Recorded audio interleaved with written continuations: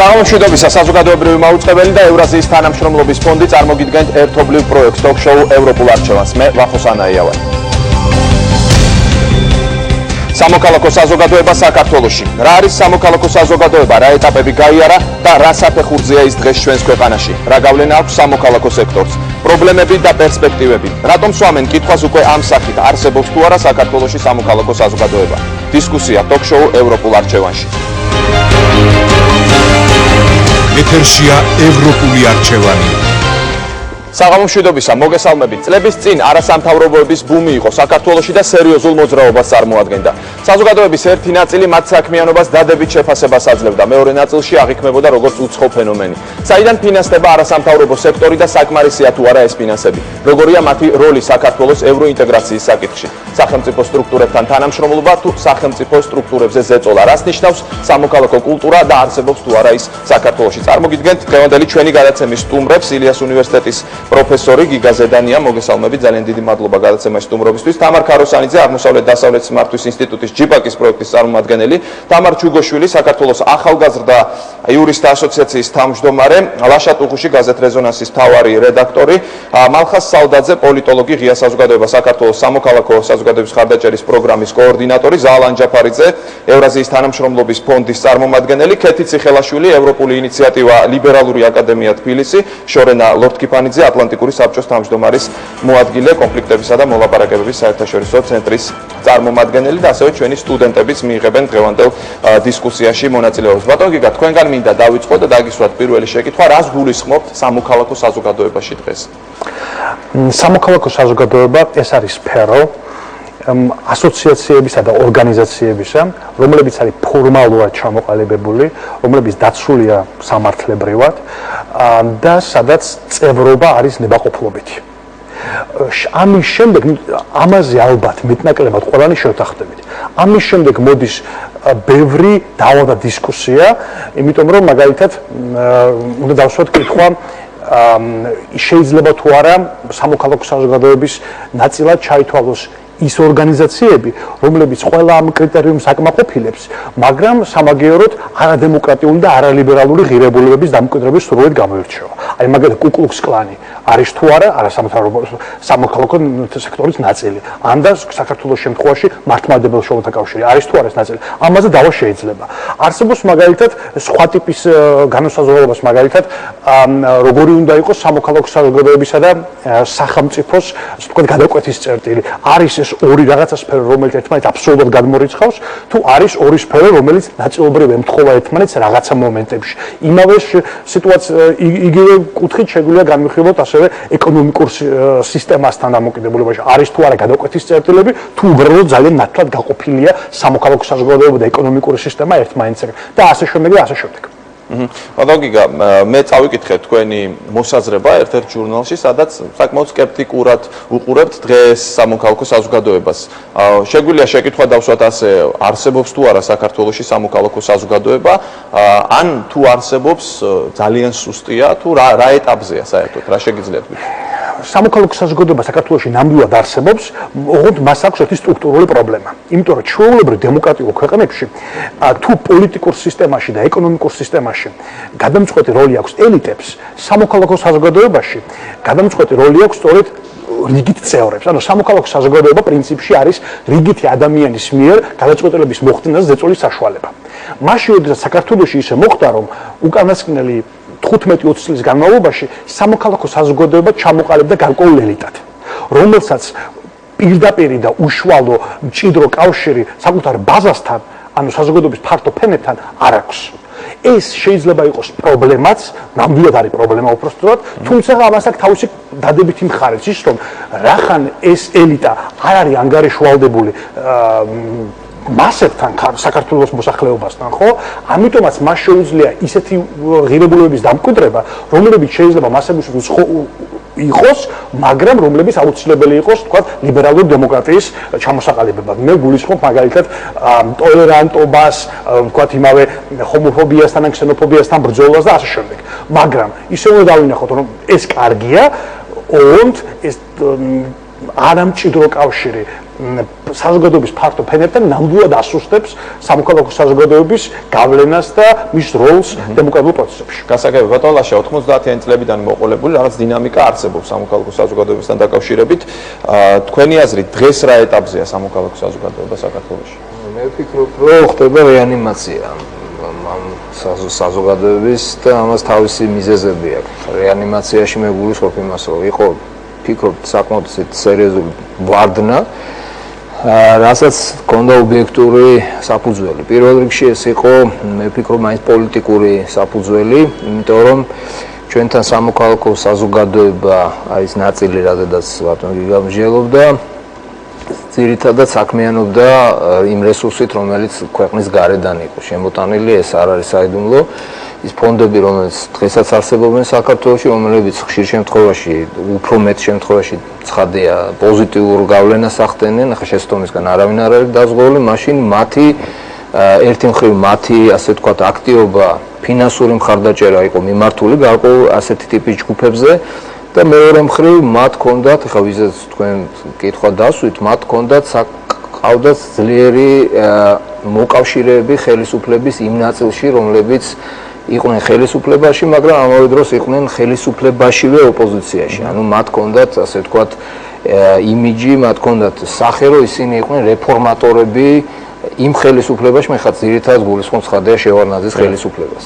ამიტომ ამ ორმა ფაქტორმა ერთი მხრივ მხარდაჭერამ და გარკვეულმა ურთიერთობამ იმ ძლიერ ჯგუფთან, რომელიც დღეს არის ხელისუფლებაში და მაშინ იყო ხელისუფლებაში, მაგრამ ხელისუფლების ოპოზიციაში, ესეთი ორმაგი, ასე ვთქვათ, ფორმა ჰქონდა მათ, ასე ვთქვათ, საქმიანობას და მეორე მხრივ ფონდების აქტიურმა მხარდაჭერამ განსაზღვრა ის, რომ შეიქმნა ესეთი, ასე ვთქვათ, აზრი, რომ აი იმ პერიოდში იყო ძლიერი სამოქალაქო ხელისუფლება. აი თქვენ თქვით, რომ რეალიზაცია ხდება. აი ერთ-ერთი ამ კომპონენტის გამოკლებით დღეს სამოქალაქო სექტორს შეუძლია არსებობა. იცით რა არის? მე ვფიქრობ, რომ დღეს ცოტა განსხვავებული პროცესი მიმდინარეობს.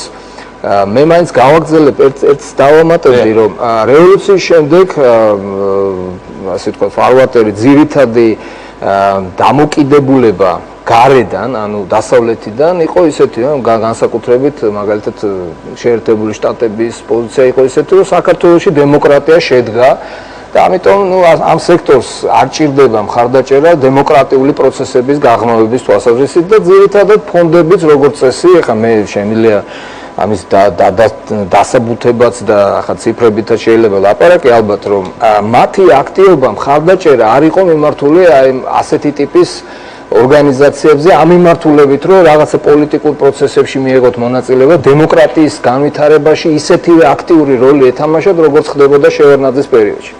ამა გამოიწვევს საკმაოდ სერიოზული ვარდნა, დღეს ვითარება იცვლება, იმიტომ რომ გადაფასება ხდება ზოგადად ჩვენი პოლიტიკური ელიტების, რომელიც დღეს ხელისუფლებაშია, რომ მათი, ასე ვთქვათ, ხარისხი დემოკრატიულობის არც ისეთი მაღალია და ბევრი პრობლემებია.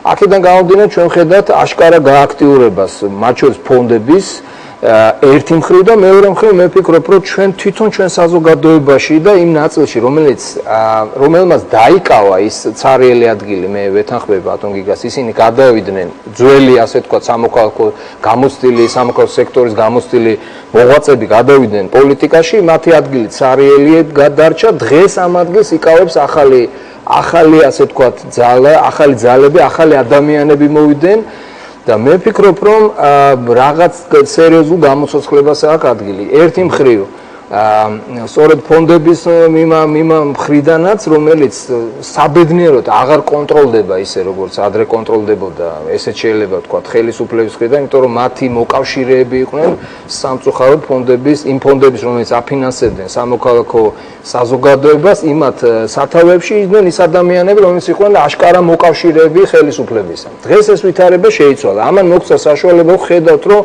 დაიწყო ახალი აქტიობები. რა თქმა უნდა, მე ოპტიმისტურად ვუყურებ ამ პროცესს და იმედი მაქვს, რომ გაიზრდება ეს აქტიობა ერთი მხრივ, მეორე მხრივ მე მგონია არ არის აუცილებელი გავიმეოროთ ის მოდელი, მე ხა თქვენ კითხვას მინდა უპასუხო, რომ მაინდა-მაინც ხელისუფლებაში ეძებონ მათ მოკავშირეები.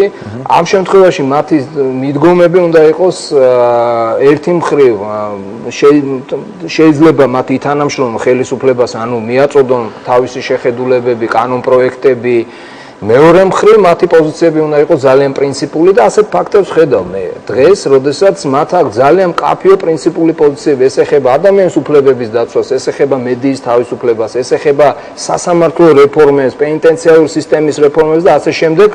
ვფიქრობ, რომ ეს არის განსხვავებული მოძრაობა და ძალიან მნიშვნელოვანია ჩვენ ეს კარგად დავინახოთ და ხელი შეუწყოთ სწორედ ასეთ მოძრაობას, რომ არ იყოს არ გავიმეოროთ და არ ასე ვთქვათ დავტრიალდეთ ისევ იმ წრეზე, რომელზედაც ვიტრე. ქალბატონ თამარ, ახალი ძალების შემოდინება ახსენა ბატონო ლაშამ. იგრძნობა თუ არა ეს ახალი ძალების შემოდინება თქვენი აზრით არასამთავრობო სექტორში და რა განაპირობებს დღეს ან თუ ფიქრობთ რომ სუსტია სამოქალაქო სექტორი მის სისუსტეს, ან თუ ფიქრობთ რომ ძლიერია მის სიძლიერეს? მოგესალმებით, დიდი მადლობა პირველ რიგში გადაცემაში მოწვევისთვის. სამოქალაქო სექტორზე როცა არის ხოლმე საუბარი საქართველოში განსაკუთრებით ვარდების რევოლუციის შემდეგ, ძალიან ხშირად ვადარებთ არასამთავრობო ორგანიზაციებს ძირითადად ვარდების რევოლუციამდე და ვარდების რევოლუციის შემდეგ და მე ძალიან ხშირად მესმის ხოლმე რომ ვარდების რევოლუციამდე არასამთავრობო სექტორი იყო ძალიან ძლიერი და დღეს არის ძალიან სუსტი. რასაც არ ვეთანხმები, მე ვფიქრობ რომ პრინციპში ვარდების რევოლუციამდე ჩანდა არასამთავრობო ორგანიზაციების აქტიურობა უფრო მეტად და ამის ერთ-ერთი მიზეზი იყო თუნდაც ის, რომ მათ ყავდათ რუსთავი ორის სახით ძალიან ძლიერი პარტნიორი, იმიტომ რომ რუსთავი ორი ხშირად აშუქებდა არასამთავრობო ორგანიზაციების საქმიანობას. დღესაც საზოგადოებრივი აზრის კვლევიდან ჩანს, რომ მოსახლეობის 88% ინფორმაციას ძირითადად ტელევიზიებიდან იღებს. დღეს ნაკლებად აშუქებენ თქვა ნაციონალური არხები არასამთავრობო ორგანიზაციების საქმიანობას, განსაკუთრებით იმ შემთხვევაში, თუ არასამთავრობო ორგანიზაციები ხელისუფლებას აკრიტიკებენ. ეს არის ალბათ ერთ-ერთი ფაქტორი იმისა, რომ არასამთავრობო ორგანიზაციები შედარებით ნაკლებად აქტიურებად გვეჩვენებიან. ანუ მთავარი არის მედიის დამოკიდებულება. არა, ეს ერთი ფაქტორია, ეს არ არის მთავარი. მეორე კიდევ რაც ახდენს გავლენას თქვა იმაზე, რამდენად ძლიერი ან სუსტი ჩანს არასამთავრობო სექტორი, არის ის მეორე მხარე, თქვა ხელისუფლება ამ შემთხვევაში. ვარდების რევოლუციამდე არასამთავრობო სექტორი ოპონირებას უწევდა შევარდნაძის ხელისუფლებას. რაც ჩემი აზრით იყო უფრო ადვილი, ვიდრე ოპონირების გაწევა სააკაშვილის ხელისუფლებისთვის. მაშინ თითქმის ყველა თანხმდებოდა, რომ ან არაფერი არ კეთდებოდა, ან რაც კეთდებოდა იყო ცუდი. დღეს არის რაღაცეები, რაც უკეთესობისკენ იცვლება, არის რაღაცეები, თუნდაც არ იცვლება და არის რაღაცა, რაც უარესობისკენ მიდის და შეფასებები არის, თქვა რაღაცა კარგია, რაღაცა ცუდია და ესე მკვეთრად ერთიანი განცხადების გაკეთება, რომ ყველაფერი ცუდია, უკვე აღარ შეგვიძლია. და არასამთავრობო ორგანიზაციებიც უფრო ფრთხილობენ თავიანთი კრიტიკის დროს და ცდილობენ, რომ თქვა უფრო ისეთ ფოკუსირებული კრიტიკა. აი, ქალბატონ თამარ, გასაგებია, რომ თქვა შევარდნაძის მთავრობა იყო უფრო სუსტი ვიდრე სააკაშვილის მთავრობა, მაგრამ თუ კი არსებობს კონკრეტული საკითხი, სადაც არასამთავრობოების მხრიდან არის საჭირო ზეწოლა, ხო, ხელისუფლებაზე. აი, რატომ უჭირს ამ შემთხვევაში არასამთავრობო სექტორს, ასე ვთქვათ, თავის სიმართლის გატანა ან ზეწოლის მოხდენა? რამდენიმე კონკრეტული საკითხი შეიძლება მე მგონი გავიხსენოთ, სადაც ახერხებს არასამთავრობო სექტორი, რომ გარკვეული გავლენა მოახდინოს ხელისუფლებაზე. მე ვფიქრობ, რომ არასამთავრობო სექტორი რო არ აქტიურობდეს, დღეს რაღაცა სფეროებში უფრო უარესი მდგომარეობა გვექნებოდა. იგივე არჩევნების კუთხით მე მგონი საკმაოდ რაღაც გავლენას არასამთავრობო სექტორი ახდენს და თქვა ერთ-ერთი საკითხი, რაც წამოწია არასამთავრობო სექტორმა ბოლო არჩევნების დროს იყო ადმინისტრაციული რესურსების გამოყენება წინასაარჩევნო კამპანიის მიზნებისთვის, რადგან აქცენტი მანამდე არ კეთდებოდა იგივე საერთაშორისო საზოგადოების მხრიდან, სანამ ადგილობრივმა ორგანიზაციებმა ეს საკითხი არ წამოწიეს. სხვა სფეროებზეც რო არ იდებოდეს თქვა უფრო ისეთი კრიტიკული ანგარიშები არასამთავრობო ორგანიზაციების მხრიდან, მაშინ უფრო ადვილი იქნებოდა ხელისუფლებისთვის იმის. ანუ აი დასკვნის სახით რომ ითხრა, თქვენი აზრით, დღეს არის საკმარისად ძლიერი არასამთავრობო სექტორი? საკმარისად ძლიერი, მაინც მე ვისურვებდი, რომ უფრო ძლიერი იყოს. მე მაინც ვერ ვიტყვი, რომ საკმარისად ძლიერია, მაგრამ მე უბრალოდ ვერ ვიტყვი, რომ ის არის სუსტი და ვერაფერ გავლენას ვერ ახდენს. გასაგებია, ქალბატონ თამარ, თქვენც მინდა გითხოთ, რა არის კრიტერიუმი, რომლის მიხედვითაც ჩვენ შეგვიძლია ვთქვათ, რომ ან სუსტია სამოქალაქო სექტორი, ან ძლიერი?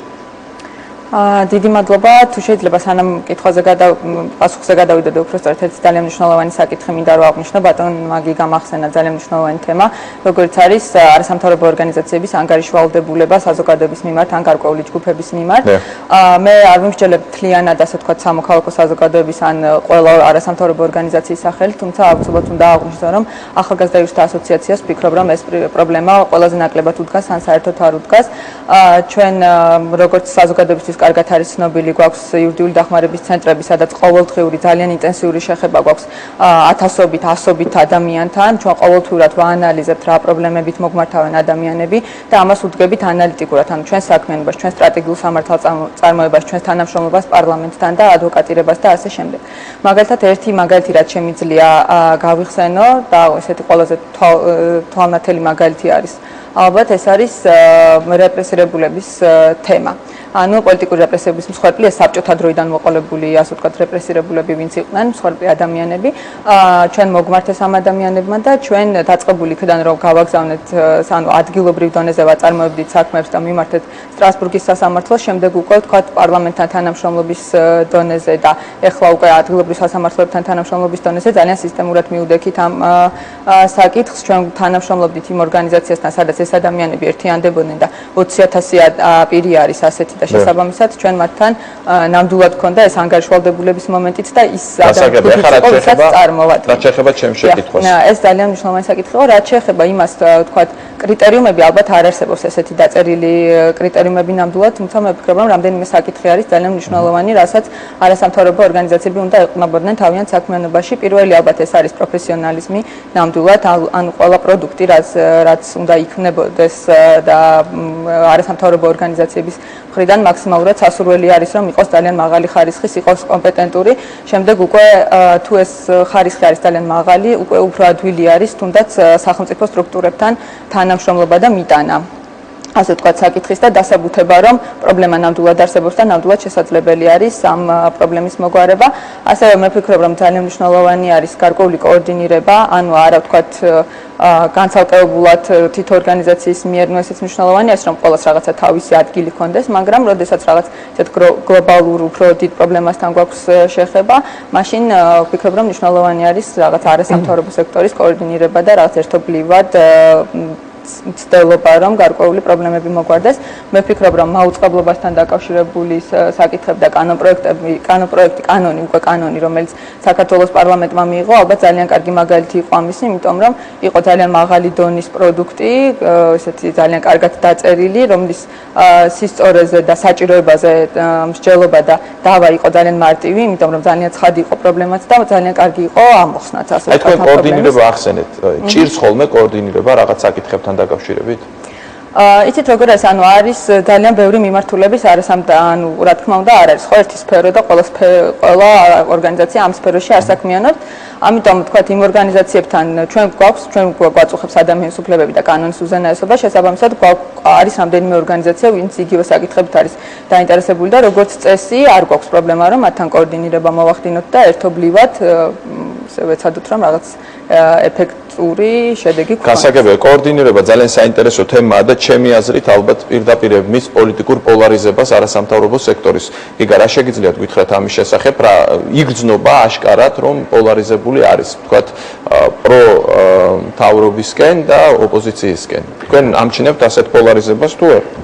პირველ ერთი პატარა რემარკა, ხალხო თამარს მინდა აბსოლუტურად დავეთანხმო ახალგაზრდა იურისტთა ასოციაციის შეფასებაში, ანუ ნამდვილად არის ორგანიზაცია, რომელიც ძალიან მჭიდრო კავშირი აქვს სოციალურ ბაზასთან, არის წევრობაზე დაფუძნებული, ხდება იქ რეგულარული როტაცია ხელმძღვანელობის, რაც მხოლოდ მისწავლებელია, მაგრამ ეს ორგანიზაცია არის გამონაკლისი, რომელიც ასადასტურებს სამწუხაროდ და ძალიან კარგი იქნება, რომ ბევრმა სხვა ორგანიზაციამ მიბაძოს სწორედ ამ მაგალითს, რომელიც გამონაკლისი იურისტებთან დაკავშირებით. ეხლა რა შეიძლება პოლარიზაციას რაც შეეხება, ეცეთ როგორ არის, მნიშვნელოვანია ამ შემთხვევაში ჯერჯერობით დავადგინოთ, როგორი უნდა იყოს საერთოდ სამოქალაქო საზოგადოების დამოკიდებულება პოლიტიკურ სისტემასთან და სახელმწიფოსთან.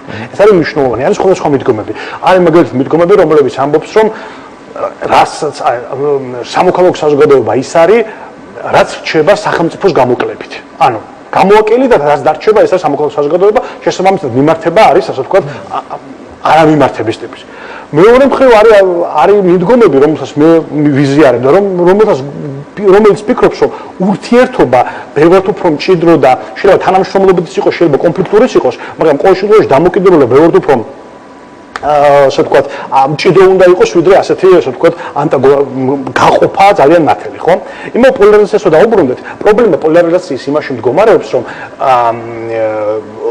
ამ შემთხვევაში სამოქალაქო სექტორი ვერ ინარჩუნებს საკუთარ ავტორიტეტს იმის გამო, რომ ესე ვთქვათ, პოლიტიკური კრიზისების მდგომარეობაში ის არ აღიქმება ასე ვთქვათ, ობიექტურ მხარედ. და ეს არის პრობლემა. ანუ მას უბრალოდ არენდობიან არა იმიტომ, რომ სიტყვაზე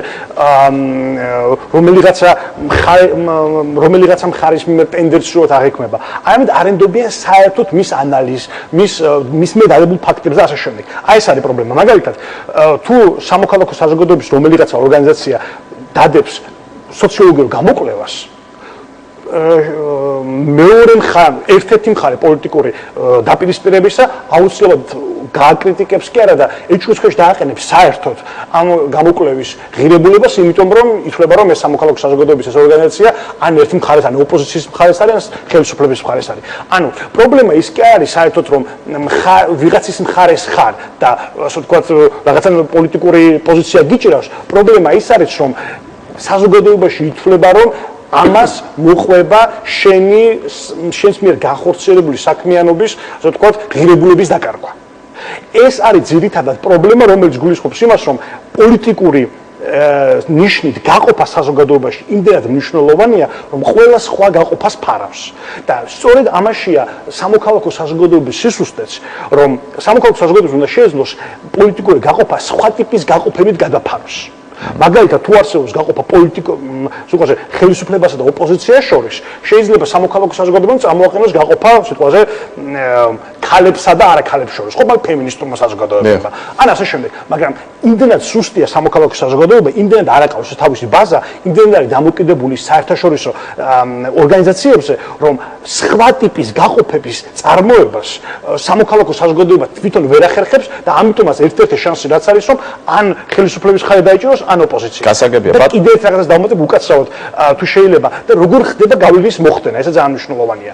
ხდება არა ავტონომიურად, არამედ იმით, რომ ხდება ლობირება საერთაშორისო ორგანიზაციებში, ან უცხო ქვეყნების წარმომადგენლობებში და მხოლოდ მათი ზეწოლის შედეგად ხდება, ასე ვთქვათ, სახელმწიფო პოლიტიკის შეცვლა. ეს ძალიან საინტერესოა, იმიტომ რომ სამოქალაქო საზოგადოებას იმის გამო რომ არ აქვს უნარი, ასე ვთქვათ, მოახდინოს მობილიზაცია საზოგადოების, ძირითადად რაც ხდება ის არის, რომ ისინი უმტკიცებენ საერთაშორისო საზოგადოების წარმომადგენლებს, რომ მათი პოზიცია სწორია და შემდეგ საერთაშორისო ორგანიზაციები ასრულებენ იმ როლს, რომელიც ნამდვილად NGO-ებმა უნდა შეასრულონ საქართველოში. გასაგებია, პოლიტიკური პოლარიზება ბატონლაში არის თუ არა პრობლემა სამოქალაქო სექტორის? ბუნებრივი არის ეს პრობლემა და სამწუხაროდ ხშირ შემთხვევაში ეს პრობლემა არის არა სამოქალაქო საზოგადოების გამო, არამედ იმათ გამო, ვისაც აქვს ძალაუფლება და ეს არის პოლიტიკოსები და ეს არის ძირითადად ხელისუფლება. ეს იყო შევარდნაძის პერიოდში, ეს არის სამწუხაროდ სააკაშვილის პერიოდში და რატო ხდება ის, რაზედაც ახლა ჩვენ საუბრობთ, იმიტომ ხდება, რატომ არ ესმით ძალიან ხშირად ძალიან კონსტრუქციული პოზიციები, მათ შორის საზოგადოებრივი ორგანიზაციების, აი მაგალითად იურისტთა ასოციაციის ან მედიის ასოციაციების და ასე შემდეგ. იმიტომ არ ესმით, რომ არ აინტერესებთ, ან უბრალოდ მიაჩნიათ, რომ ისინი არიან ყველაფერი და ეს სტანდარტი სამწუხაროდ ვერ დავშევათ. ეხლა სხვაგან რო შევხედოთ და ვედრებით დასავლეთის ქვეყნებს, ხო, რა ხდება იქ არსებობს თქვა რომელიღაცა შეიძლება ძალიან პატარა NGO, სულ არ არის საჭირო რომ ამ NGO-მ ჩაატაროს რეფერენდუმი და ამ NGO-ს ხარი დაუჭიროს მოსახლეობის 99% იმისათვის, რომ იმ ქვეყანაში, მაგალითად ამერიკაში ან ბრიტანეთში ამ NGO-ს მოусმინოს ადგილობრივმა ხელისუფლებამ. იმას აქვს საკმარისი ექსპერტიზა, საკმარისი ნდობა და შეიძლება არა მხოლოდ NGO იყოს, შეიძლება იყოს ერთი მეცნიერი, რომელიც თავის პუბლიკაციას ან ერთი ვიღაც ავტორი, ჟურნალისტი, რომელიც თავის პუბლიკაციას აქვეყნებს ან გაზეთში, ან სამეცნიერო ჟურნალში.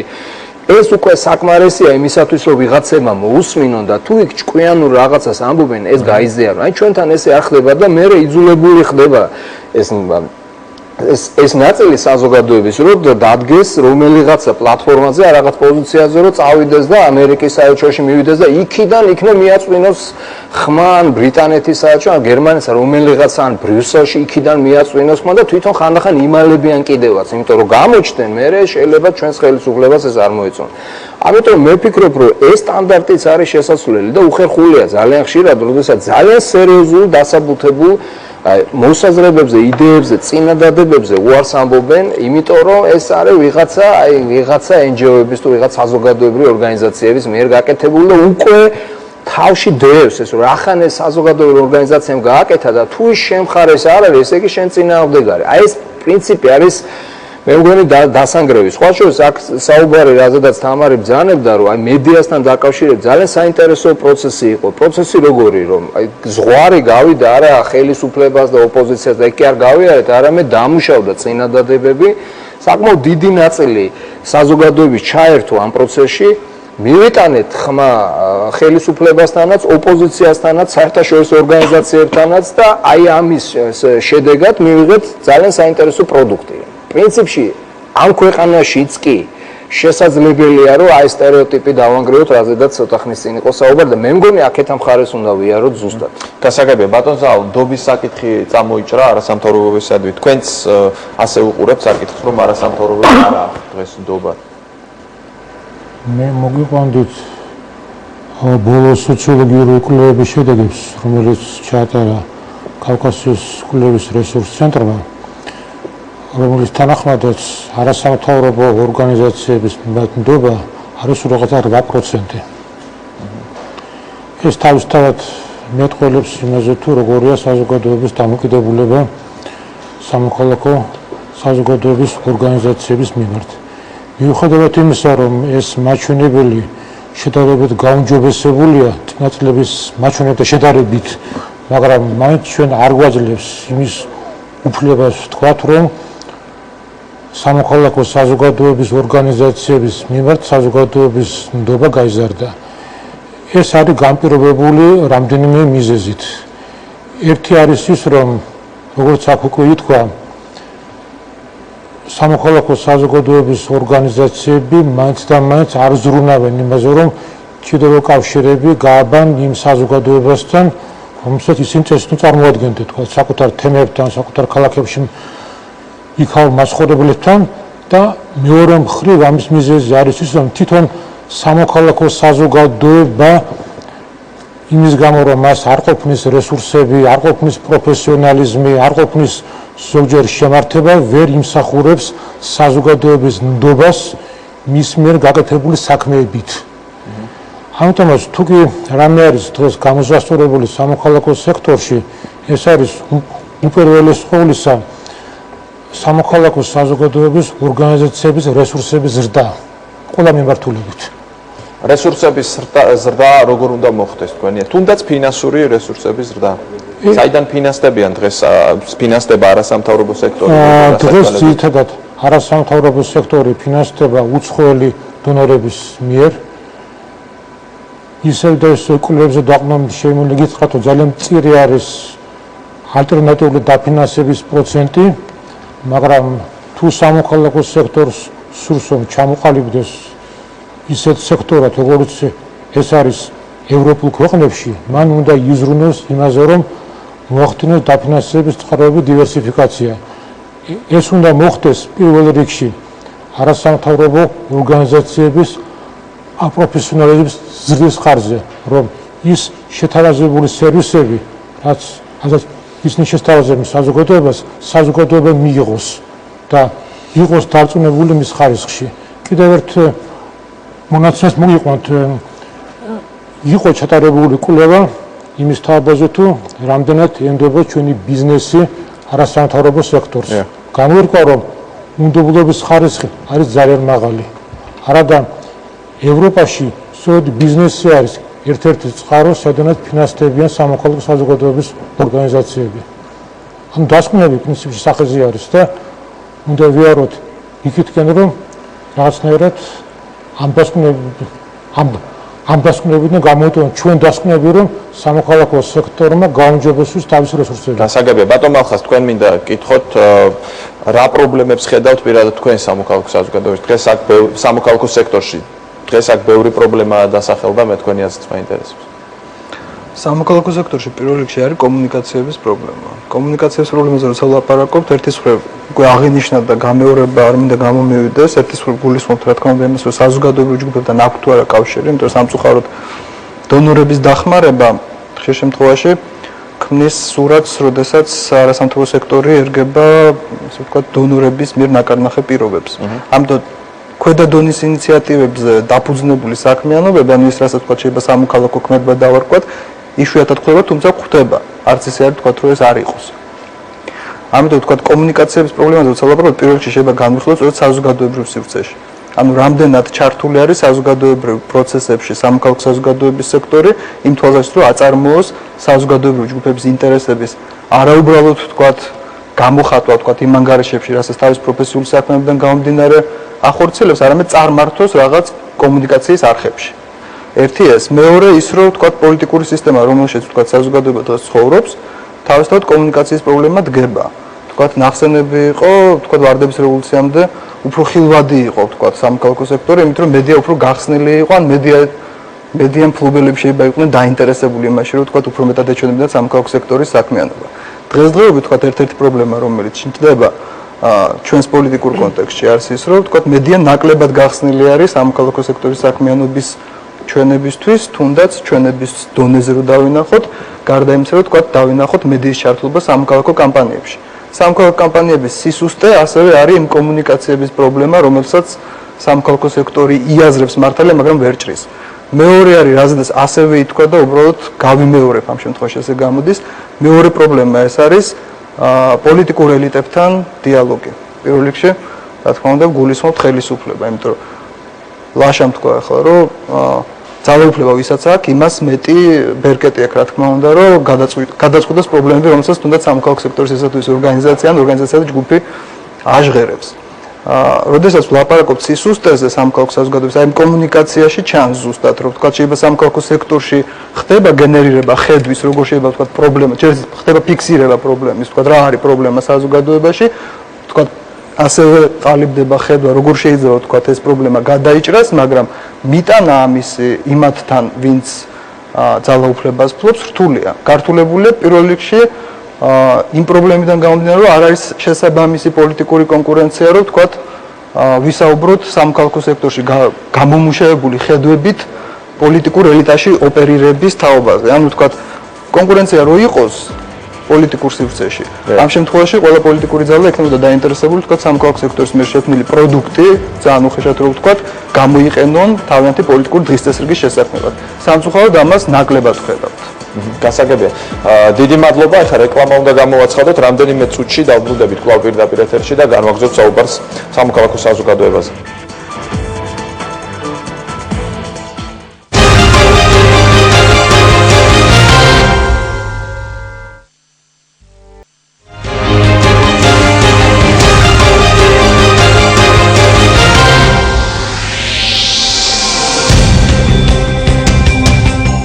კვლავ პირდაპირ ეთერში ვართ, თქვენ უყურებთ გადაცემა ევროპულ არჩევანს და დღეს ვსაუბრობთ სამოქალაქო საზოგადოებაზე, რა პრობლემები აქვს სამოქალაქო სექტორს.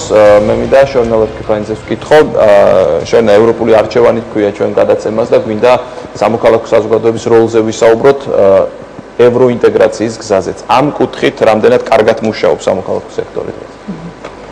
დიდი მადლობა მოწვევისთვის. ძალიან საინტერესო თემაა.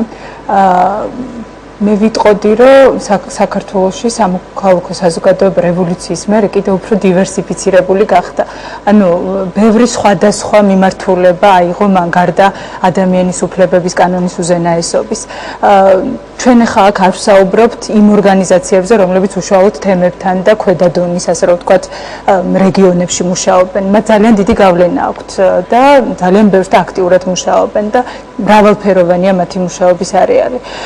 ძალიან მნიშვნელოვანია და ბატონ გიგას დავეთანხმები, რომ ლიბერალური ღირებულებების განვითარება და ამის ხელშეწყობა ვფიქრობ, რომ სამოქალაქო საზოგადოების უმთავრესი მიმართულება და მიზანი უნდა იყოს და მე მგონი არც უნდა განვიხილოთ, რომ ის ორგანიზაციები ან ჯგუფები, რომლებიც არალიბერალურ, რაღაც რადიკალურ, ექსტრემისტულ ღირებულებების, თქვათ, განმტკიცებაში მონაწილეობენ, საერთოდ ისინი არ არიან სამოქალაქო საზოგადოების წევრები. რადგანაც სამოქალაქო საზოგადოების მიზანი ეს არის ლიბერალური ღირებულებების გაძლიერება, შესაბამისად ევროპასთან და ევროატლანტიკურ სივრცეში ინტეგრაცია, როგორც შინაარსობრივი, სივრცობრივი და ასე შემდეგ, ამ მიმართულებითაც ბევრი რამ გაკეთდა ვფიქრობ. აი სამოქალაქო საზოგადოება მნიშვნელოვანია, იმიტომ რომ მას რაღაც ახალი თემები და კონცეფციები შემოაქვს. ტოლერანტობა, გენდერული თანასწორობა, აი და კიდევ მრავალი სხვა სწორედ სამოქალაქო საზოგადოების მიერ შემოტანილი კონცეფციებია. აი მაგალითად კონფლიქტების და მოლაპარაკებების საერთაშორისო კვლევითმა ცენტრმა ერთი წლის მუშაობით დაასრულა კვლევა თბილისის მოსახლეობის ღირებულებები.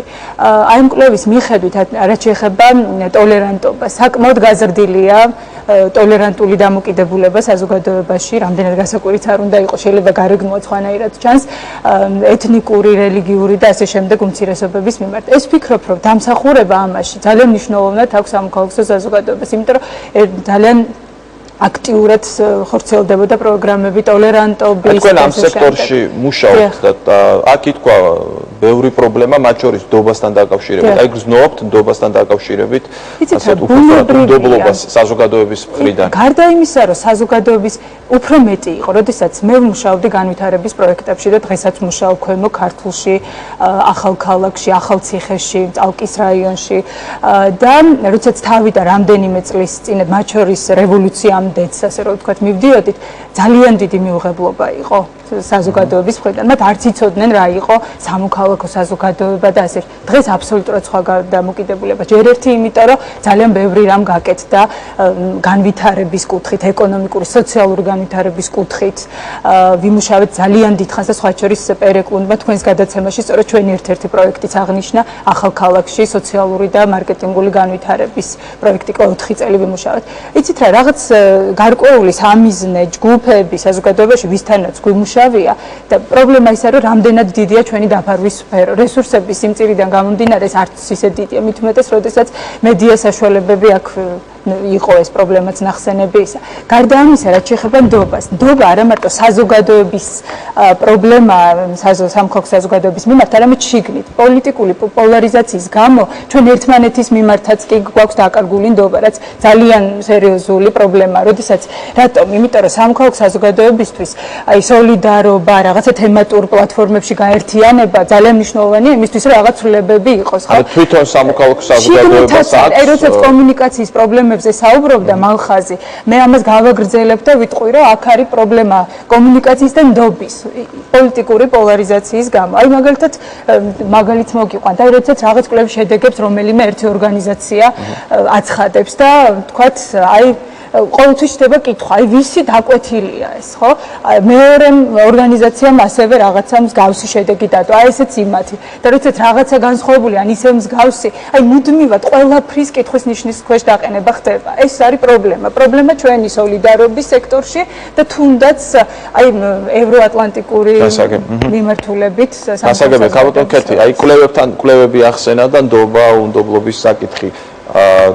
თქვენ თუ ამჩნევთ აი კვლევებთან დაკავშირებით ამ უნდობლობას პირადად თქვენს ორგანიზაციას თუ ქონია ესეთი პრობლემები, რომ რაღაც კვლევა გამოგიქვეყნებიათ და შემდეგ ყოფილა დიდი უნდობლობა ამ კვლევების მიმართ. იმდენად რამდენადაც ჩვენი ორგანიზაცია ახლა შემოუერთდა, ასე ვთქვათ, ამ კომპონენტით სამოქალაქო საზოგადოების სპექტრს, ამიტომ ჩემთვის რთულია კონკრეტულად აი ამ პირად გამოცდილებაზე საუბარი, რამდენად ნდობით ვართ აღჭურვილი ჯერჯერობით. ყოველ შემთხვევაში ის პროდუქტები, რაც ჩვენი კვლევის შედეგად დაიდო, პრინციპში საკმაოდ მისაღები აღმოჩნდა როგორც სახელისუფლებო, ისე არასახელისუფლებო ნაწილისათვის, თუ კი პოლიტიკურ სპექტრს შევეხებით და ასევე ფართოდ სამოქალაქო საზოგადოების სხვა წარმომადგენლებისათვის, მაგრამ თუ კი დაუბრუნდებით ისევ იმ საკითხს, რა პრობლემები აწუხებს, გამოიკვეთა რა პრობლემები არსებობს სამოქალაქო სექტორში, გამოიკვეთა რამდენიმე საკითხი, რაზეც მეც გავამახვილებდი ყურადღებას.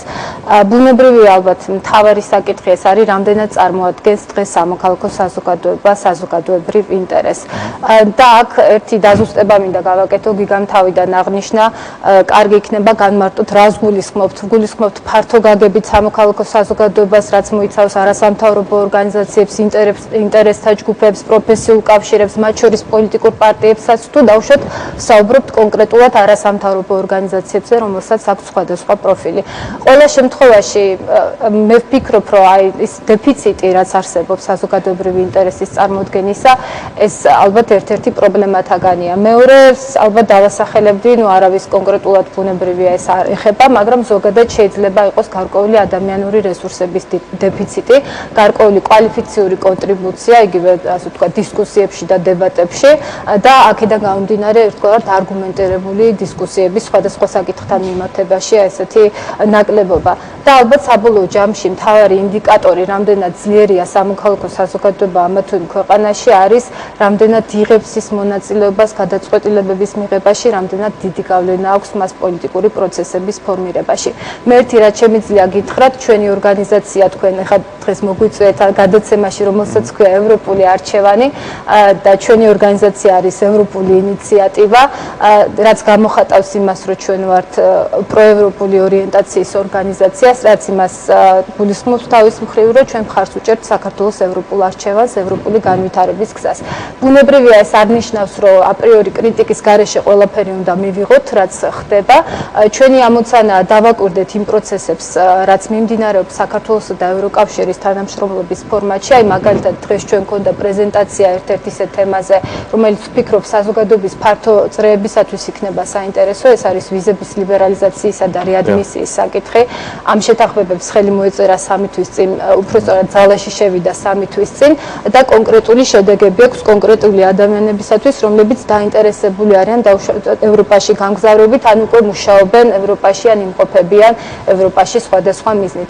ამიტომ ჩვენ ვფიქრობთ, რომ იმ თემებზე ფოკუსირებით, მაგალითად როგორიც არის ევროპული ინტეგრაცია, ნამდვილად წარმოადგენს საზოგადოებრივ ინტერესს. ზოგიერთი ფონდის კვლევით, აი ბატონი ზალი ბრძანდება აქ ევრაზიის ფონდიდან.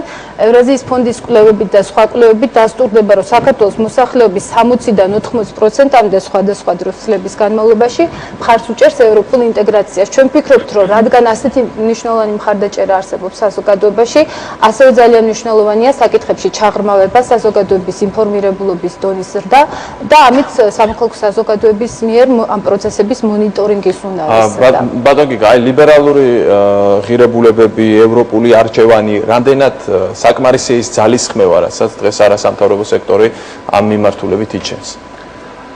ესე იგი, პირველი უნდა გამოვყოთ ის, რა შეუძლია მას რეალისტურად შევხედოთ. ჩემი აზრით, ამ მიმართულებითაც უფრო ნაკლები კეთდება, ვიდრე შეიძლება, თუმცა რასაკვირველია, მხოლოდ სამოქალაქო საზოგადოება მისი დღევანდელი რესურსებით გამომწყვეტ სიტყვას აქ ვერ იტყვის. პირველი რატო ეკეთება უფრო ნაკლები? იმიტომ რომ გარკვეული ოპორტუნიზმი მაინც არსებობს სამოქალაქო საზოგადოებაში, მე კონკრეტულად ვერც ერთ ასე ვთქვათ, ორგანიზაციას ვერ ვიგულისხმობ, მაგრამ მაგალითად ისეთი თემების დაფარვის დროს, რომლებსაც შეიძლება დიდი საზოგადოებრივი პოპულარობა არ მოყვეს. მარტივი მაგალითი ავიღოთ, რელიგიური ტოლერანტობა, შემწყნარებლობა, ხო? გასაგებია, რომ ამან შეიძლება საზოგადოების მხრიდან მტკივნეული, რაღაც რადიკალური ჯგუფების მიერ საკმაოდ ესეთი ექსტრემალური შედეგი გამოიწვიოს, ან პასუხი გამოიღოს, შესაბამისად არასამთავრობო ორგანიზაციების უმრავლესობა უფრთხის ამ თემას. მეორე არის ის, რომ უფრთხიან ასევე თემებს, რომლებიც გულისხმობს სერიოზულ მუშაობას. მაგალითად, ავიღოთ სოციალური პოლიტიკა, ხო? და აქ მე მგონი მე და თამუნაზოთ ერთნაირი პოზიცია გვაქვს, მანამდე გვისაუბრია. სოციალური პოლიტიკა ეს არის თემა, რომელიც ძალიან მნიშვნელოვანია საქართველოში. ეს არის პრობლემური თემა, იმიტომაც რომ საქართველოში ეკონომიკურად ძალიან ცოტა რესურსი და ამ რესურსების გამოყენება რამდენად შეიძლება ეყოს აზრიანი სოციალური პოლიტიკის განხორციელებას რთული გადასაწყვეტია და ფაქტია, რომ საზოგადოების დიდი ნაწილი მოითხოვს რაღაც ამ გადაწყვეტას. მიუხედავად ამისა, არასამთავრობო ორგანიზაციები ამაზე არ მუშაობენ, იმიტომ რომ ეს მართლა რთული თემაა, შეიძლება ასევე რაღაცა ჯგუფებში პოპულარული არ იყოს და შეიძლება ასევე რომ არსებობდეს გამოსავალი აქ, ხო? ამიტომაც ასევე თემები, რომლებიც ბევრი მუშაობა საჭირო, ნაკლებად ხდებიან. მაგრამ რასაკვირველია, რაც არ უნდა ამ ოპორტუნიზმის და ამ რთული სამუშაოს თავის თავზე რო აიღოს სამოქალაქო სექტორმა, მიუხედავად ამისა ძალიან მცირეა მისი რესურსი და აუცილებელია სახელმწიფოს ჩარევა. ახლა ჩვენ მიჩვეული ვართ ასეთ მოდელს, რომ სამოქალაქო საზოგადოება უფრო იწვევს სახელმწიფოში გარკვეულ პროცესებს, ვიდრე პირიქით. არა და ასე არ არის. სახელმწიფოს ძალიან ბევრ ქვეყანაში უდიდესი მნიშვნელობა ჰქონდა სამოქალაქო საზოგადოების განვითარებისთვის. მაგალითად, ისეთ ქვეყანაშიც კი უკანასკნელი კვლევები ადასტურებს ამას ისტორიული, როგორც ამერიკის შეერთებული შტატებია, რომელიც ჩვენ პირიქით გონია, რომ ასე ვთქვათ, სულ ქვემოდან იბერებოდა და ასე შემდეგ. და მარტივი მაგალითი რომ მოიყოთ, იმენ ღირებულებებზე დამისვით, ხო კითხვა. არსებობს ქვეყნები, სადაც ეს ღირებულებების, ასე ვთქვათ, პოპულარიზაცია, სწავლება, ინფორმაციის მიწოდება ხდება სწორედ სახელმწიფოს მიერ დაფუძნებული გარკვეული ორგანიზაციების მიერ. მე მაგალითად ჩემი პირადი ფავორიტი ამ შემთხვევაში არის გერმანიაში არსებული ასეთი ორგანიზაცია პოლიტიკური განათლების ფედერალური სააგენტო, რომელიც დააფუძნდა მეორე მსოფლიო ომის შემდეგ იმ მიზნით, რომ გადალახული იყო ნაციზმის მემკვიდრეობა და მართლაც ფანტასტიკური სამუშაო ჩაატარა ამ ორგანიზაციამ გერმანიის ფედერაციულ რესპუბლიკაში და დღემდე არსებობს ის, დღემდე გამოიცემა წიგნები, რომელიც შექმნა პირდაპირ გერმანიის მთავრობა. მთავრობამ? შექმნა პირდაპირ გერმანიის მთავრობამ, თუმცა ის ხელისუფლებისგან დამოუკიდებელია. დამოუკიდებელი სააგენტოა, მისი მიზანია პოლიტიკური განათლების გავრცელება ქვეყანაში. და შესაბამისად ეს ასაკურველი ძალიან მჭიდროდ თანამშრომლობს არასამთავრობო ორგანიზაციებთან, უკეთაოსმად რაღაცეებს, ისეთ რაღაც აქტივობებს, რომლებიც თვითონაც შეუძლია განახორციელოს. ანუ თანამშრომლობა სახელმწიფოსა და არასამთავრობო ორგანიზაციების შორის იმის გათვალისწინებთ, რომ სახელმწიფოს ბევრად უფრო მეტი რესურსი აქვს, ვიდრე ნებისმიერ არასამთავრობო ორგანიზაციის, თუნდაც კოალიციას და ასე შემდეგ, აუცილებელია იმისთვის, რომ შეიქმნას გარემო, სადაც პოლიტიკური სისტემას ბევრად უფრო დემოკრატიული იქნება, ვიდრე დღეს გვაქვს. გასაგებია, ქალბატონ თამარ, ძალიან საინტერესო პრობლემა დასვა ჩემი აზრით, პრობლემა თემები, რომელსაც უფრთხის არასამთავრობო სექტორიც. ასე მწვავედ დგას საკითხი არასამთავრობო სექტორში, რომ რაღაც თემებს, ასე ვთქვათ, ვერ ეხება არასამთავრობო სექტორი, თუნდაც იმის გამო, რომ შესაბამისი რესურსი არ აქვს, თუნდაც იმის გამო, რომ უბრალოდ თავი არ აიტკივოს, ასე ვთქვათ. თემებთან დაკავშირებით მე მგონი ნამდვილად არის პრობლემები. ერთ-ერთი ზუსტად ისე რაც კი გამახსენეთ, თქვა ისეთ ლიბერალური საკითხები, თქვა ეთნიკური უმცირესობების დაცვა, ან სექსუალური უმცირესობების დაცვა, ესეთ საკითხებზე შეჭიდებას არასამთავრობო ორგანიზაციები დღეს უფრო თქვა ნაკლებად ცდილობენ. ამის ერთ-ერთი მიზეზი ისევ ნდობას უბრუნდებით, მე მგონი ნდობაში არის, მათ ჯერ არ აქვს საკმარისი ნდობა საზოგადოებისგან, რომ ესეთ არაპოპულარულ თემებს შეეჭიდონ. თქვა იგივე ჩვენმა ხელისუფლებამ ყველაზე კინოური რეფორმები მაშინ განახორციელა, როდესაც ყველაზე დიდი ნდობა ჰქონდა, მას ნდობის კაპიტალი ჰქონდა და შეეძლო, რომ კინოური ნაბიჯები გადაედგა. თუ მოიპოვებს საზოგადოებისგან უფრო მყარ ნდობას სამოქალაქო საზოგადოება, მე მგონი უფრო მეტად შეეძლებს, რომ ასეთ არაპოპულარულ საკითხებს შეეჭიდოს და პირველ რიგში თქვა ინფორმაცია მიეწოდოს საზოგადოებას, მათი დამოკიდებულება ამ საკითხების მიმართ შეცვალოს და შემდეგ დაიცვას ის ადამიანები, რომლებიც სხვადასხვა უმცირესობას წარმოადგენენ.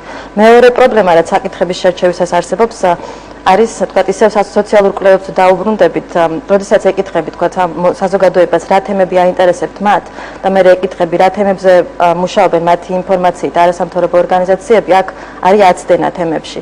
მათთვის ყველაზე საინტერესო თქვა ესეთ პრობლემური საკითხები არის უმუშევრობა, გადასახადები, გაზრდილი გადასახადები, განათლების სისტემა, რამდენად ხარისხიანია, სოციალური დაცვა, ჯანდაცვის სფერო.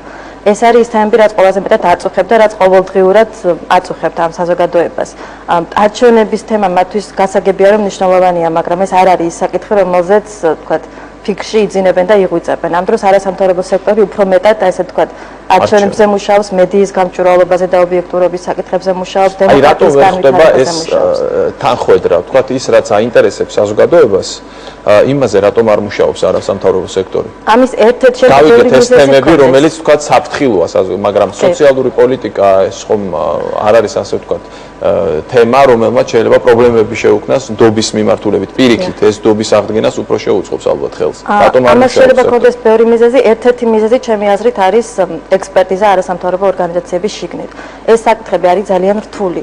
თქვა უფრო ესეთი ეგრეთ წოდებული ტექნიკური საკითხებია და კარგად უნდა იცნობდე ამ სფეროებს და ამ საკითხებს, რომ სწორად შეაფასო იმას, რა საკეთებს ხელისუფლება და მისცე მას. ანუ საზოგადოების დამოკიდებულება არის სრულიად საფუძვლიანი ამ შემთხვევაში. რა თქმა უნდა, ეს როდესაც ნდობა არ აქვს არასამთავრობო სექტორისა. ხო, ერთ-ერთი კი არ უმიზეზოდ არ არის უნდობლობა სამოქალაქო სექტორის მიმართ.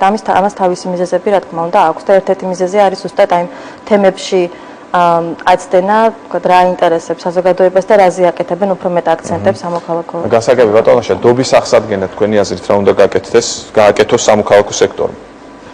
ეს საკმაოდ სერიოზული პრობლემაა, იცით, ხა ჩვენ საუბრობდით იმაზე, რომ აუცილებელია ლიბერალ-დემოკრატიული, ასე ვთქვათ, ღირებულებების დამკვიდრება. მე ცხადია ვეთანხმები ამ პოზიციას, მაგრამ როგორ გვინდა ამის დამკვიდრება?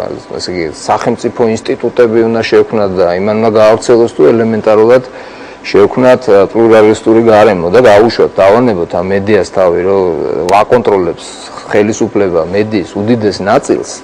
და მე საზოგადოებრივი ორგანიზაციები მედიის მიმართ პრეტენზიებს აცხადებენ და ხშირ შემთხვევაში საფუძვლიანად, იმიტომ რომ მაშინ პირდაპირ ხელისუფლებას უნდა უცხადონ პრეტენზიები, იმიტომ რომ არ აშუქებს ის სახელისუფლო არხი სოციალურ საკითხს, იმიტომ რომ მართავს და არ აინტერესებს. აქ ძალიან მარტივია გადაწყვეტილება, ხო? ესე იგი, ჩვენ იმაზე კი ამბობთ ვიფიქროთ, რომ გავიმეოროთ, რაც მეორე მსოფლიო ომის შემდეგ მოხდა, რომ დენათ, ასე ვთქვათ, ნაციზმის საპირისპირო ნაბიჯები გადადგეს. ეხლა ჩვენ თუ გვინდა აქ, რა ვიცი, რა დავარქოთ, დეკომუნიზაცია დავარქოთ, მაშინ პირველ რიგში ხელი უნდა შეუწყოთ რეალურ კონკურენციას ყველგან, ხო, ლაპარაკობთ კონკურენციაზე და ვქმნით მონოპოლიებს მათ შორის მედიაში ქმნით მონოპოლიებს, NGO-ებში ქმნით მონოპოლიებს სხვაგან და ფაქტია რომ აქ რა არის პრობლემა მეორე, ეს არის წმინდა ესე თქვა პოლიტიკური პრობლემა. მეორე პოლიტიკური პრობლემა არის ის რომ ვერ ბედავს ბატონი ზაალებს რომ დასავლეთში არასამთავრობო სექტორს აფინანსებს არა უცხოური ფონდები აფინანსებენ, არამედ ადგილობრივი მეწარმეები. რატო არ აფინანსებენ ადგილობრივი მეწარმეები საზოგადოებრივ ორგანიზაციებს? მოდით ვკითხოთ ერთი ადგილობრივ მეწარმეებს. რატო არ აფინანსებენ? იმიტომ არ აფინანსებენ, რატო არ აფინანსებენ პარტიებს? რატო მარტივია, ხო? ძალიან მარტივია ამოხსნა. იმიტომ არ აფინანსებენ, რომ დააფინანსებენ და მერე პასუხს მოთხოვენ. ეხლა ვიღაცა შეიძლება გაეღიმოს ამაზე და უკვე ხედავ ესეთ ღიმეს, მაგრამ ეს ფაქტია რა. იმიტომ რომ ეშინიათ, რატო არ მიაქვთ რეკლამა, თქვათ, ისეთ ტელევიზიებში, რომელიც ოპოზიციურად არის განწყობილი და რატო მიაქვთ რეკლამა ისეთ ტელევიზიაში, რომელიც ხელისუფლების მხარეს არის? რატო მიდის სახელმწიფო ბიუჯეტიდან ფული ისეთ ტელევიზიებში, რომელიც მათ გუნდურს უკმევს და რატო არ მიდის ისეთ ტელევიზიაში, რომელიც კრიტიკულად არის განწყობილი? ძალიან მარტივია აქ ყველაფერი. ამიტომ ჩვენ თუ გვინდა რეალურად გადავდგათ ნაბიჯები ქვეყნის დემოკრატიზაციისკენ, ლიბერალიზაციისკენ და დავემსგავსოთ ევროპას, მაშინ უნდა საფუძვლიანად შევცვალოთ დამოკიდებულებები და საუბარი როდესაც რა სოციალური საკითხები, მე მესმის რომ სოციალური საკითხები აინტერესებს. სხვა შორის ესეც ძალიან ბევრ კითხვის ნიშანს ბადებს ჩემში, რომ არ უნდა ვილაპარაკოთ ჩვენ არ უნდა ვისაუბროთ თქვა დემოკრატიაზე, იმიტომ რომ თურმე საზოგადოებას არ აინტერესებს დემოკრატია და აინტერესებს მარტო ის რომ როგორ დასაქმდება და როგორ არ დასაქმდება. ეს მე მგონი არასწორი მიდგომა. გასაგებია რომ ადამიანს აინტერესებს როგორ დასაქმდება, მაგრამ სერიოზული რეფორმების გარეშე, სერიოზული დემოკრატიული პროცესების გარეშე როგორ შეიძლება რაიმე სერიოზულ ეკონომიკურ წინსვლაზე ვილაპარაკოთ, აი რაიმე რეფორმაზე ვილაპარაკოთ და აი აქ არის მე მგონი თავარი პრობლემა და ჩვენ უნდა ერთხელ და სამუდამოდ მე მგონი უნდა გავარკვიოთ რომ თუ გვინდა შევქმნათ ნორმალური სახელმწიფო, ნორმალური, რასაც გვია ევროპული სტანდარტის სახელმწიფო, მაშინ არ უნდა გთქვათ, მე ამას პრინციპულად არ ვიზიარებ ესეთ პოზიციას, რომ აი ჯერ ვილაპარაკოთ სოციალურ თემებზე, ეკონომიკა გამავითავოთ, სინგაპური ავაშენოთ ამ ქვეყანაში და მე ვილაპარაკოთ დემოკრატიაზე. აი აქ არის მე მგონი თავარი პრობლემა. და თუ ჩვენ დამოკიდებულებებს შევცვლით და ვიფიქრებთ რომ დემოკრატია თურმე არსებობს და მნიშვნელოვანია და დავიწყებთ განთავსებას, მაშინ დარწმუნებული ვარ რომ უკეთესი ექსპერტიზაც იქნება, იმიტომ რომ ზოგადი თავისუფლება და მართლა რაღაცა ესეთი დემოკრატიული ინსტიტუტების ხელის შეწყობად ხელს შეუწყობს იმას რომ აღარ იქნება შეშინებული ბიზნესი და ის უფრო თავისუფლად წავა საზოგადოებრივ ორგანიზაციებში და არ ვირბენთ მუდმივად უცხოურ ასე თქვა საერთაშორისო, იმიტომ რომ იქიდან მოდის ფული და ბუნებრივია, როცა იქიდან მოდის ფული, იქ მივდივარ რომ იქიდან და ვიმოქმედო და ზეწოლა მოვახდინო ხელისუფლებაზე. როცა იქნება ადგილობრივი ფული, ადგილობრივი ინტერესი, ბიზნესის ინტერესი და აღარ იქნება შეშინებული, ცხადია რომ ის გაზრდის პასუხისგებლობასაც, გაზრდის საზოგადოების ჩართულობასაც და ბევრად უფრო ასე თქვა გასაგები იქნება და ბევრად უფრო მისაღები იქნება ის პროცესები, რომელიც უნდა იყოს ქვეყანაში. ამიტომ მე ვფიქრობ, რომ ჩვენ მთავარი პრობლემა არის აი ზუსტად ესეთი ტიპის შეხედულებებში რა. როდესაც ამოცანებს მე ვფიქრობ არასწორად ვსვამთხოვთ. ბატონ გიგას უნდა პასუხის გაცემა და ბატონ მაშინ ბევრი თემა წამოწია. მე უბრალოდ მინდა ვთქვა, რომ ეს თემები პირდაპირ კავშირში არ არის სამოქალაქო საზოგადოების პრობლემატიკასთან. რატომ? იმიტომ რომ მაგალითად იმავე ბიზნესი არ აფინანსებს NGO-ებს, არა იმიტომ რომ მეშინია, არამედ იმიტომ რომ ვერ ხედავს ვერანაირ აუცილებლობას. მაგალითად საქველმოქმედო აქტივობებსაც შეეხება, თქვენ რო კითხოთ ბიზნეს ორგანიზაციას, არ მისცემთ NGO-ს ფულს რომ რაღაცა გააკეთოს. ხო, ის თქვა, არა, რა გვინდა, ჩვენ თვითონ გავაკეთებთ მაშინ. ანუ არ არის განცდა, რომ ასე ვთქვათ, სამოქალაქო საზოგადოებაში არის ის კომპეტენცია და ასევე ის ნდობა თუნდაც იყო ლაპარაკი ბატონმა ზაალმა აღნიშნა, რომ არ ენდობაო, ხო? მათ შორის არც ბიზნესი და არც საზოგადოება. შესაბამისად, ეს არის მიზეზი და არა შეშინებულობა. ცალკე საკითხია მედიაში აკმაყოფილებს რეკლამა, მაგრამ არა, მაგრამ ხლონაკლებად ენდობა, მაგაზე ლაპარაკი. არ არის დაინტერესებული ბიზნესი, არ ვერ ხედავს აზრს არასამთავრობო ორგანიზაციებთან თანამშრომლობაში, მაგრამ ეს თუნდაც რესურსების ნაკლებობა, არაკომპეტენტურობა და ასე შემდეგ, ეს ხომ არ ეხება ყველა არასამთავრობო ორგანიზაციას. არსებობს არასამთავრობო ორგანიზაციები, სადაც ბიზნესმა ფული ჩადო, თავოთონთან. მე ვერ გეტყვით, ჩვენ ყოველ შემთხვევაში რაღაც ბიზნეს ორგანიზაციებიდან დაფინანსება არ გქონია, მაგრამ ჩვენი დაფინანსების ერთადერთ წყაროს აწარმოადგენენ დონორები ან რაღაც სხვადასხვა საერთაშორისო ორგანიზაციები. ბიზნესთან და გიკითხავთ დამაფინანსებ თუ არა? არა.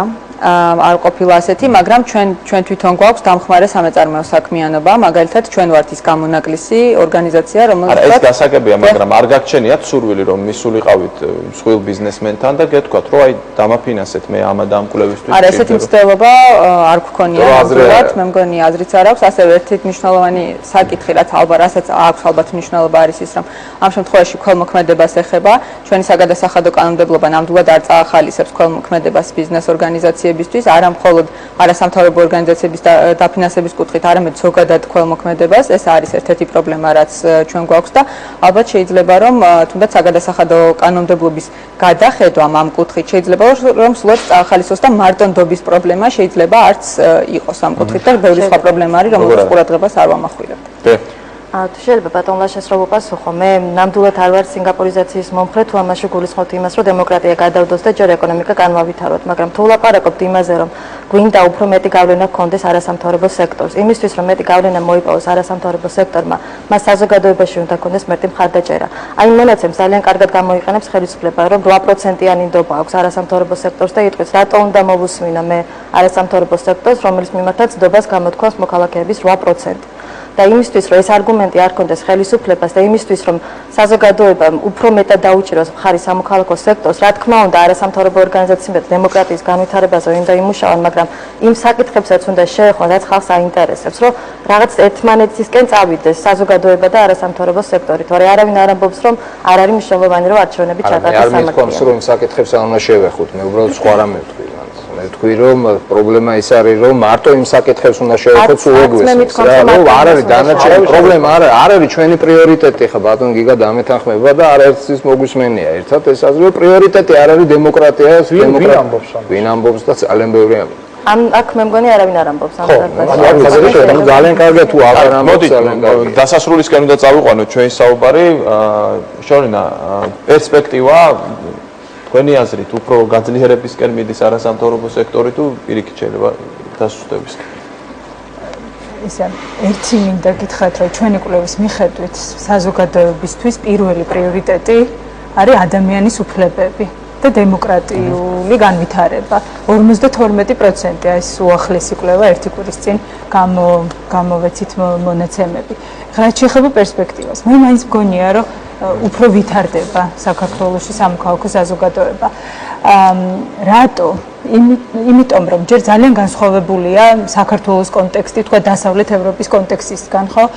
სამოქალაქო საზოგადოება ჩვენს ქვეყანაში უფრო რაღაცა ცვლილებების განმახორციელებელი, რაღაც აგენტის როლს და განვითარების აგენტის როლს ასრულებს, ხო? მას შემოაქვს, ნერგავს რაღაც ახალ კონცეფციებს და მიაქვს როგორც შეუძლია თავისი რესურსები საზოგადოებამდე.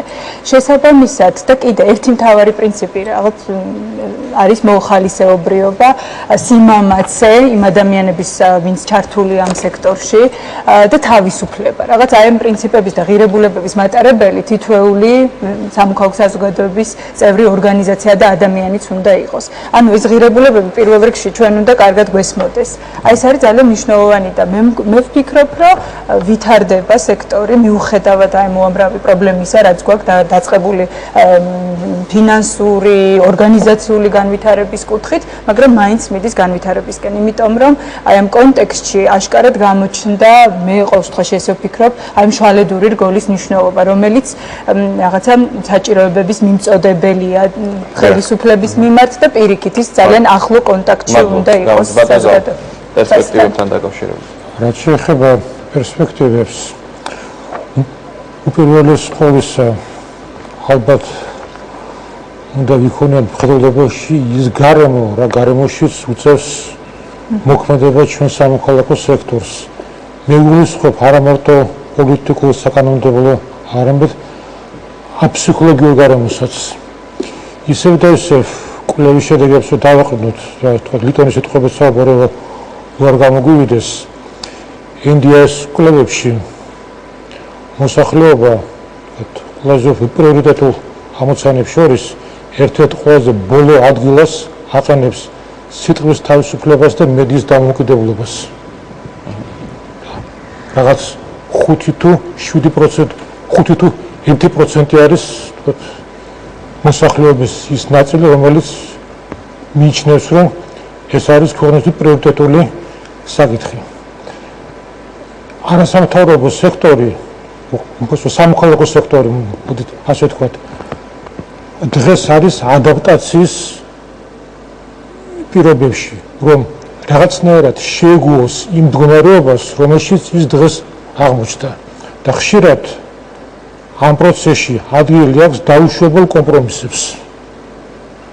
კომპრომისებს იმ კუთხით, რომ ხშირად კომპრომისებს ვისთან ბატონ ზაუ? კომპრომისებს ისეთ საკითხებში, რაზედაც ჩემი აზრით სამოქალაქო სექტორი არ უნდა მიდიოდეს კომპრომისებზე. ხელისუფლებასთან? თუნდაც ხელისუფლებასთან. გასაგებია, ბატონ ქეთი და შემდეგ ბატონ ახას თქვენ. ხმელბად გავაგრძელებ იმას, რომ ძალიან დიდი მნიშვნელობა აქვს გარემო, სამოქალაქო საზოგადოება განყენებულად ესე არსებობს, ხო ეს არის ორგანული ნაწილი საერთოდ საზოგადოების, ისევე როგორც ხელისუფლება და სხვა ტიპის ინტერესთა ჯგუფები. ამიტომ დღეს სამოქალაქო საზოგადოებას უწევს იმ გამოწვევებთან გამკლავება, რაც ზოგადად არსებობს. თუ კი არის პოლიტიზებული და პოლარიზებული, იმიტომ რომ დაუშვათ ესეთივე სურათია პოლიტიკურ სპექტრში, განსაკუთრებული აქ არაფერი არ ხდება. უბრალოდ მე მაინც რომ ეს არის ცოცხალი ორგანიზმი, რომელიც ვითარდება გარკვეული, ასე ვთქვათ, გარემოების მიხედვით, თუ კი ვარდების რევოლუციის შემდგომ იყო იმის განცდა, რომ დასუსტდა სამოქალაქო საზოგადოება, რადგან ძალების გადადინება მოხდა ხელისუფლებაში და ასე შემდგომ, თავიდანვე აღნიშნეთ, რომ გარკვეული რეანიმაცია განიცადა ამ პროცესმა, დღესაც იცვლება. მე ვფიქრობ, არსებობს პოტენციალი საკმაოდ ძლიერი, მიუხედავად იმისა, რომ ჩვენ დღეს ვსაუბრობდით რაღაცა კვალიფიკაციის და ადამიანური რესურსების ნაკლებობაზე და ასევე საზოგადოებრივი ინტერესების ასახვის ნაკლებობაზე და ამიტომ მე ვფიქრობ, ერთ-ერთი მთავარი ფაქტორი სამოქალაქო საზოგადოების განვითარებისათვის იქნება ის, რომ უფრო მეტად გაიხსნეს სივრცე იმისათვის, რომ სხვა ტიპის ორგანიზაციებმა სამოქალაქო საზოგადოებიდან შეძლონ მონაწილეობის მიღება გადაწყვეტილებების მიღების პროცესში და ეს უფრო ფართო პროცესია. მე უბრალოდ ვიტყოდი, რომ სამოქალაქო საზოგადოება არ არის მოკლებული უნარს გამოხატოს საზოგადოებრივი ინტერესი. ამას სამოქალაქო საზოგადოება აკეთებს და მე ვთვლი, ეს არის ერთ-ერთი ყველაზე ხელშესახები ძალა, რომელიც სამოქალაქო საზოგადოებას გააჩნია. ამიტომ არის რომ ხშირ შემთხვევაში გვიწევს საუბრები იმაზე, არის თუ არა პოლიტიზირებული სამოქალაქო სექტორი, იმიტომ რომ როგორც წესი აქ თვითახმაზე არ არის საუბარი არის როგორც წესი, ასე ვთქვათ, სახელების მიცემაზე. რაც შეეხება პერსპექტივას, ვიტყოდი, რომ მომავალი განვითარება სამოქალაქო სექტორის საქართველოში როგორც შეიძლება წარმოვიდგინოთ, უფრო იმ მიმართულებით, რამდენად შეძლებს სამოქალაქო სექტორი, ან მისი მომავალი დამოკიდებული რამდენად შეძლებს სამოქალაქო სექტორის ორგანიზაციები, რომ დაამყარონ თავიანთი საქმიანობა უშუალოდ საზოგადოებრივი ჯგუფებთან თანამშრომლობას. რაც შეეხება პოლიტიკურ პროცესებს, ეს არ მოახდენს გავლენას, წინ არჩევნები გვეოდება. პოლიტიკურ პროცესზე სამოქალაქო სექტორის საქმეობა ყოველთვის ახდენს გავლენას, იმიტომ რომ ნებისმიერ შემთხვევაში თუნდაც დღეს, როდესაც ჩვენ ვლაპარაკობთ, რომ იზოლირებულ მდგომარეობაშია სამოქალაქო სექტორის ორგანიზაციები და თავიანთ პროდუქტს როგორც ასეთი ქმნიან როგორც წესი, ან უცხოელი პარტნიორებისთვის, ან იმისთვის, რომ თუნდაც შიდა წრეებში მსჯელობები წარიმართოს და ამის საფუძველზე რაღაც საერთო პოზიციები დაფიქსირდეს, იმიტომ რომ ფართო სოციალურ მხარდაჭერაზე ასეთი ხედვების მიმართ მაინც და მაინც საუბარი საქართველოში არ გვიწევს. მაგრამ თუ ვსაუბრობთ იმაზე, რომ პოლიტიკურ პროცესებს წაახალისებს, რა თქმა უნდა, ესეთი გავლენა აუცილებლად ექნება ნებისმიერ შემთხვევაში. გასაგებია, ჩვენი საუბარი დასასრულისკენ მიდის, თუ ვინმეს გსურთ, შეგიძლიათ დაამატოთ, მაგრამ და დავასრულოთ ჩვენი საუბარი. ძალიან დიდი მადლობა გადაცემაში მობრძანებისთვის და მონაწილეობისთვის. რეკლამის შემდეგ წარმოგიდგენთ საინტერესო ფაქტებს ევროკავშირის ისტორიიდან. 1984 წელი ესპრიტის პროგრამა ინფორმაციული ტექნოლოგიების სფეროში დაბანდებული მილიარდები. იალქნიანი გემი ევროპა საინფორმაციო ტურნე მსოფლიოს გარშემო ევროპის ერთიანობის შესახებ. ევროპის ერთიანობა გუნდური სპორტი. რეკლამის შემდეგ.